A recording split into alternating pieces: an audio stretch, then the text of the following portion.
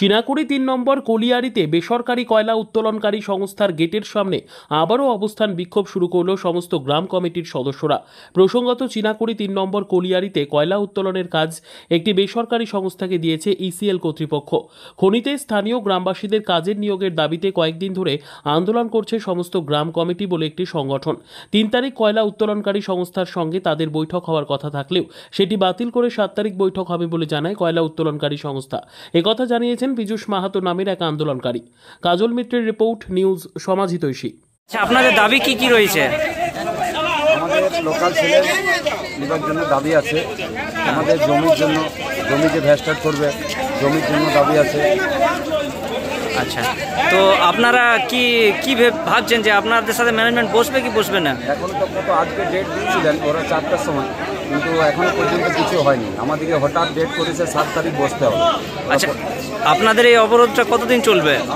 আমরা অবরোধ চালিয়ে যাব যতক্ষণ না ম্যানেজমেন্ট আমাদের কথা না শুনে, ম্যানেজমেন্ট আমাদের দাবি পূর্ণ না করে, ততক্ষণ আমরা এটা চালিয়ে যাব। আপনারা কখন এসেছিলেন এখানে? আমরা সকালেই চলে এসেছি 7টার সময়। আচ্ছা, 7টা থেকে অবরোধ চলছে আপনাদের? অবরোধ চলছে। এখনো পর্যন্ত ম্যানেজমেন্টের কথা হয়নি? না, ম্যানেজমেন্টের সঙ্গে কোনো কথা হয়নি। আচ্ছা, আপনার নাম? আমার নাম ভজন রায়। ধন্যবাদ। আচ্ছা, এখন পর্যন্ত আপনাদের কোনো এখানে কেউ কাজ করছে কি গ্রাম কমিটি থেকে? গ্রাম কমিটি থেকে আমাদের 55 জন নিয়েছে।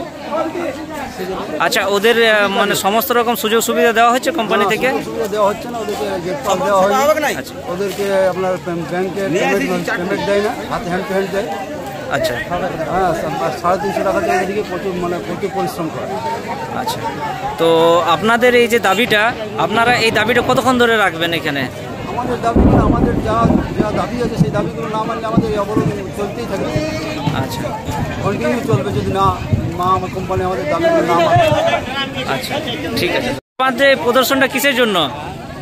আমাদের এই আন্দোলন একদিনের নয়, আমাদের এই আন্দোলন 2 বছর ধরে চলছে।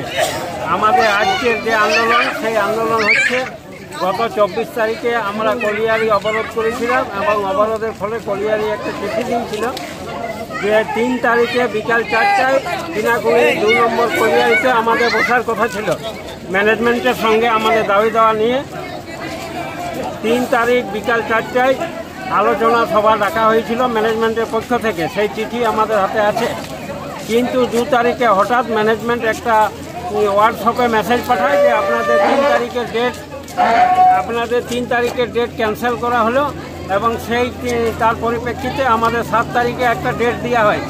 কিন্তু যেহেতু আমাদের 3 তারিখে ডেট ছিল, বিনা কারণে আমাদের ডেটকে ক্যান্সেল করা হয়েছে এবং 7 তারিখে ওরা কী জন্য দিয়েছে সেটা সম্বন্ধে আমাদের ক্লিয়ার কিছু জানানো হয়নি। তাই আমরা আজকে 3 তারিখ থেকে পুনরায় 24 তারিখের মতো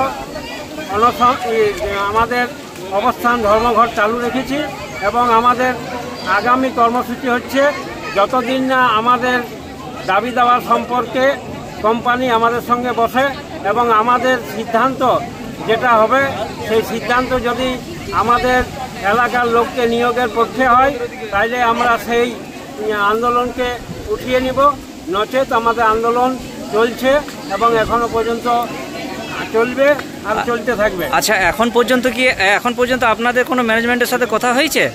আজকে আমাদের ম্যানেজমেন্টের সঙ্গে এখন পর্যন্ত কোনো কথাবার্তা হয়নি। তো আপনাদের কি আশ্বাস দিয়েছে এরপর বসবে কি? আমাদের কোনো আশ্বাস দেয়নি। আমাদের আন্দোলন চলছে যতদিন না পর্যন্ত ম্যানেজমেন্ট আমাদের সঙ্গে বসছে এবং আমাদের দাবি দেওয়া নিয়ে আলোচনা করছে। আচ্ছা, আপনার নাম কি? আমার নাম পীযূষ মাহাতো। আচ্ছা, ধন্যবাদ।